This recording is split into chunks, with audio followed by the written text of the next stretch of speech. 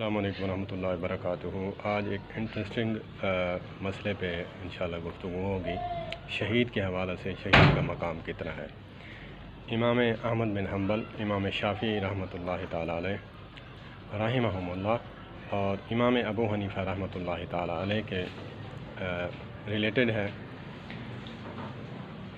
امام شافعی اور احمد فرماتے ہیں کہ شہید کا جنازہ جو ہے بغیر غسل کے اور شہید کا جنازہ نہیں پڑھنا چاہیے، کیونکہ وہ شہادت سے پہلے ہی اللہ پاک اس کو جنت کی ٹکٹ عطا فرماتے ہیں، اور جو گناہ گار ہے اس کا جنازہ پڑھتے ہیں، لہذا شہید کا جنازہ نہیں پڑھنا چاہیے، اس کا جنازہ جو ہے فرشتے پڑھتے ہیں۔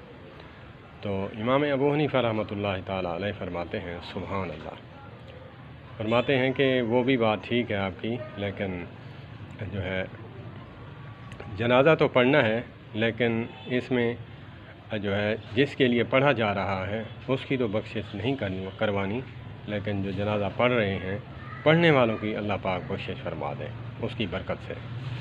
تو اس میں جو ہے یہی میسج ہے کہ جو امام ہیں ان کا آپس میں کوئی ایسا تضاد نہیں ہے۔ ہمارا جو نالج ہے یا پھر ہمارا تحقیق کرنے کا جو انداز ہے وہ یہی ہوتا ہے کہ جو ہمیں سمجھ آتی ہے اس پر ہم عمل کرتے ہیں، لیکن اس پہ ہمیں وہ تعصب نہیں کرنا چاہیے۔